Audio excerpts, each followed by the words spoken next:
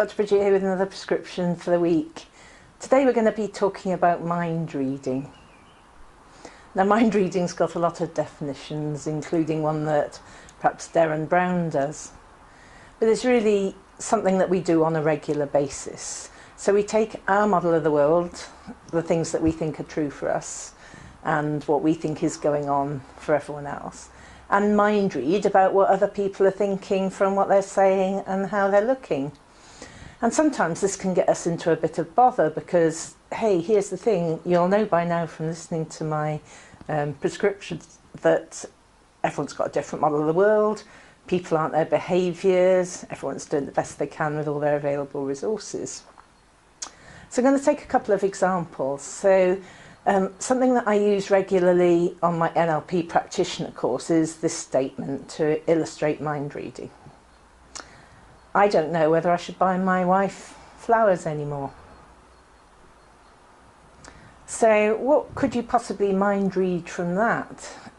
So he doesn't love his wife anymore, his wife doesn't love him, she hates the flowers he buys, she doesn't think he spends enough, he's only doing it once a day rather than twice a day or once a year instead of every week.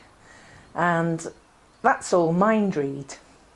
It's the only thing that we can actually say from that sentence, I don't know if I should buy my wife flowers anymore, is A, that he's got a wife, and B, that he's buying his wife flowers at the moment. We can't tell anything else from that. Now we can use our sensory acuity to look at him and look at his breathing, look at his facial expressions, think about the tone of his voice, how he's saying things, the rate of his breathing, skin colour, all what we call sensory acuity, which enables us to have a little bit of a guess about what's going on in someone's mind. But it's interesting, isn't it? Because say if I were to look angry, which I will in a minute, my model of the world for angry is not anyone else's. So I'll look angry now, really, really angry. I'm really angry, I'm really fed up. Now if I was to look confused, let's look confused. Now, can you actually tell the difference between angry and confused? And how would you look if you were angry or confused? So we also mind read what we see as well. And if you do that, you might find yourself going down the line of a conversation that you don't really want to have, either with your boss, with your colleagues, with your peer group, with customers, with clients, with your spouse or your partner, with your kids. So for this week only, well, actually for the rest of your life, I want you to stop mind reading, think about when you might be mind reading, and actually check out what's going on with the other person.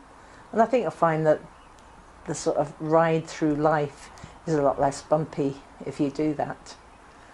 So I'm not going to even attempt to mind read what you think of this prescription for success. Please leave me a comment. If you think that you'd like to find out more about communicating other people's model of the world, how you function at a deeper level, then give me a ring and we can have a chat about that. I always do free sessions to help people understand how I work and for me to understand how other people work. So I shall see you next week with another prescription for success. So bye for now.